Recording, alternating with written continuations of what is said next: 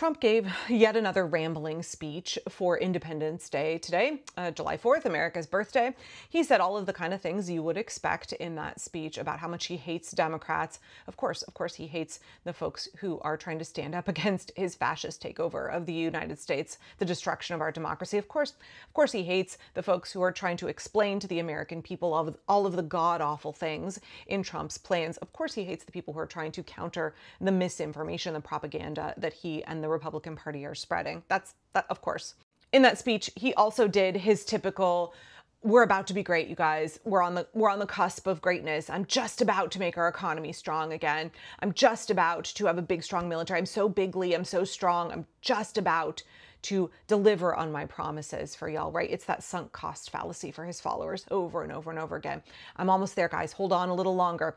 Give me some more of your tax money. I hand over some more of your rights. Wait a little bit longer over the next hill. I'm just about to make the economy boom. I'm just about to make us big and strong. I'm just about to make us the world's superpower. Well, the reason that we have a failing economy, a struggling economy, the reason that we have lost esteem and power on the world stage are directly because of Trump, right?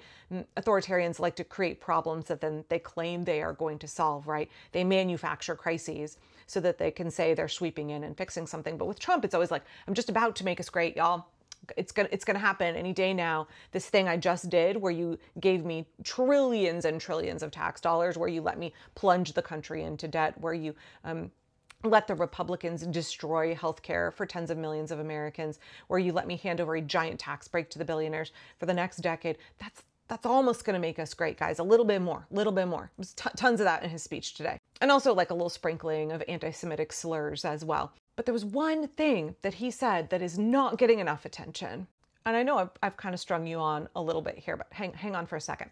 So the number one comment that I have been getting in the last few weeks, both on my YouTube and on my TikTok, and also really on Blue Sky, overwhelmingly is this: we're not going to have midterms. Oh, Angela, you're so naive believing that we're going to have midterm elections. Ugh, we are definitely not going to. They're going to find a reason. Trump is going to find a reason to cancel them. Trump said when he was campaigning for president that if you voted for him this time, you would never need to vote again. That's proof we're not going to have midterms.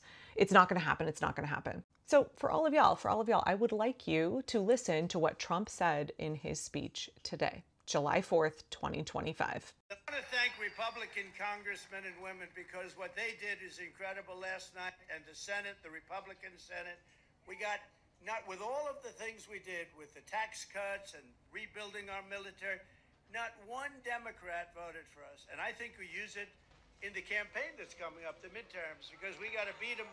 But all of the things that we've given, and they wouldn't vote only because they hate Trump. But I hate them too, you know that? So it's sort of, I really do, I hate them.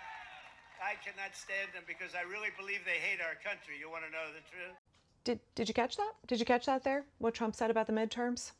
So many folks in my comments said that the fact that Republicans were willing to shove through this big, nasty budget bill, which was going to be devastating for their own voters in their states, that it was politically disastrous for them, and yet they were willing to do it anyway. They saw that as proof that Republicans were not worried about the midterms because Donald Trump had secretly told them there weren't going to be midterms. They were going to get canceled. So they could do whatever they wanted, no matter how nasty and terrible it was for the electorate, because they didn't have to worry about another election. That was the conspiracy theory. That was the thinking that has been making the rounds as this bill was debated, and as we saw the parliamentarians strip out really, really horrible parts of this bill, and as we saw the final devastating version get passed. So it just didn't make sense to a lot of people how Republicans could be doing what is basically tantamount to political suicide by pushing through the things in this bill and not worry about how much they're pissing off their voter base and what that would mean for them in the midterms. And so folks jump to this conclusion, well, if they don't seem visibly upset to me, and if they're doing something that's going to piss off their voter base, and that would be politically suicidal for them in the midterms, I'm going to choose to believe that. That must mean that, well, we're just not going to have midterms, and that's why they're not worried. Except that we did see that lots of Republicans were really worried. Several of them voiced their concern that they could lose the House and maybe even the Senate if they passed this bill. And you have to understand, part of the reason for that is, well, so I know people see that this legislation becoming law is all black and white. Like, it's a total loss for democracy. It is a truly devastating bill. But I think it's important to understand, and I'm always trying to remind folks, that success is incremental. We have to take any of the small victories and celebrate them because they're really important. And I know it feels like it's an all or nothing, that there's this binary of, well, we lost when it came to this bill, and so it's a total loss. There's nothing good that came out of it. The advancement of the opposition to fascism didn't happen at this moment in time, and that's simply not true. The way that you and me and other ordinary Americans, the way that Democrats in the legislature, even establishment ones, slowed down the passage of this bill, that was really crucial. I know it doesn't feel like a win because it didn't stop the bill, but it enabled all of us to have time to get the word out about what is in this bill.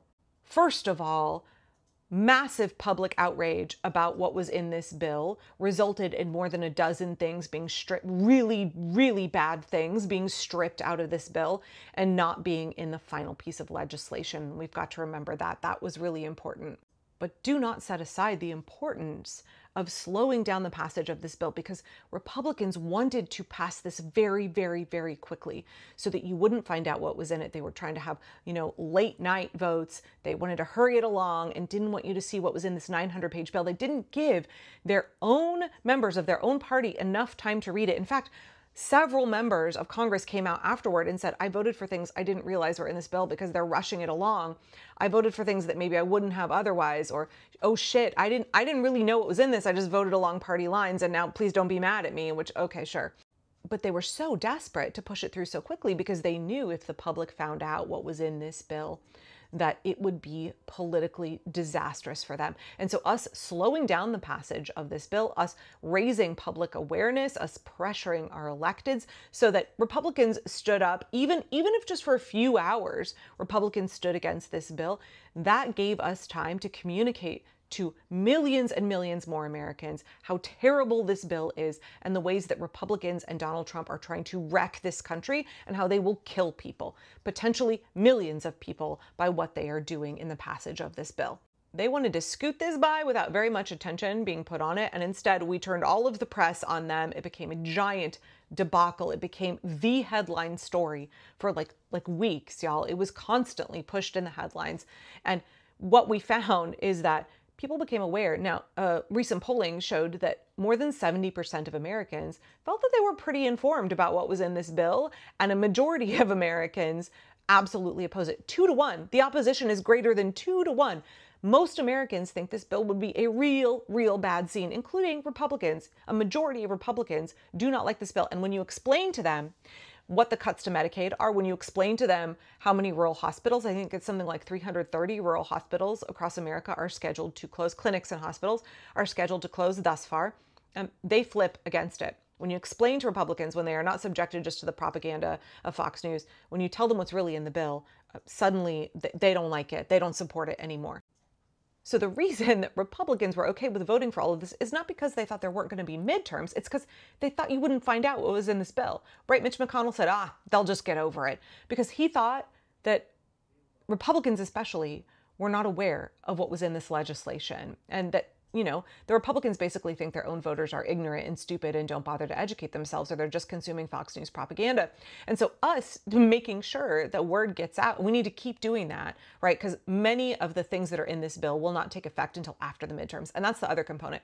It's not that they don't think there's going to be midterms. It's that the really nasty, terrible parts of this bill, especially for healthcare, will not come until after the midterms. So they were hoping you would vote for them in the midterms because you wouldn't be feeling the pain yet. You wouldn't experience the devastation, the loss of your health care. And then after they got reelected, then suddenly all this bad shit would fall into place. And too late, you would have already voted for them. But now we have built this huge opposition against this bill. It's deeply, deeply unpopular. And we have created a big political consequence for Republicans. And that has to be even stronger. We have to keep communicating.